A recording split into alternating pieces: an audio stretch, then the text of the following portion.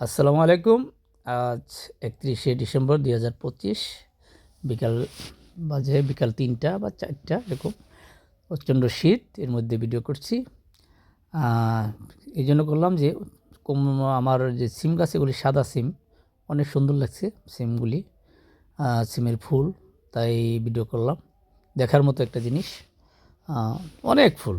একের ভিডিওতে দেখা যাচ্ছে না তেমন, বাইরে থেকে যখন আমি দূর থেকে দেখি তখন দেখা যায় পুরোটাই বিলের মধ্যে খালি সাদা ফুল ফুটে আছে।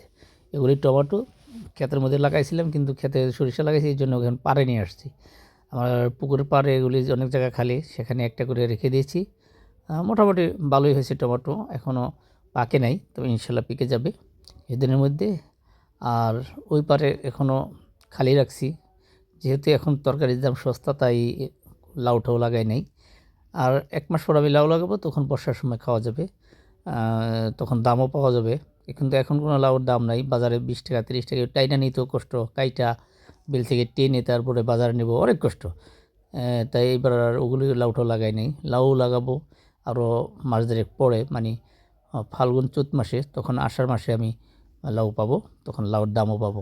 আর এগুলি সিম, ওইদিন ভিডিওতে দেখাইছিলাম, এগুলি সিম গাছের ফুল কি সুন্দর সাদা, এটা হলো লাল নলটাকা সিম, তো ফুলগুলো লাল, টকটকা লাল।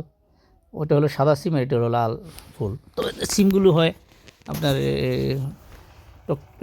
নলটাকা, লম্বা লম্বা, খেতেও ভালো, পাক করলে একবারে মোমের মতো গলে যায়, অনেক সুস্বাদু সিম, অনেক হয়েছে।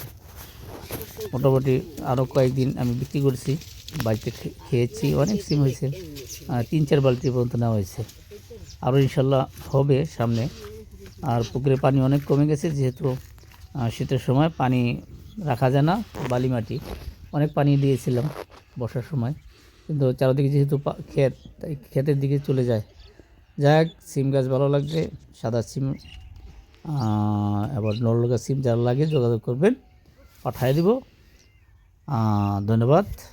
আর ভিডিওটা কিছু সাবস্ক্রাইব শেয়ার করবেন, তাহলে ভিডিও করার আগ্রহ থাকবে, আর ভালো ভালো জিনিস আমাদেরকে দেখাতে পারবো। ধন্যবাদ।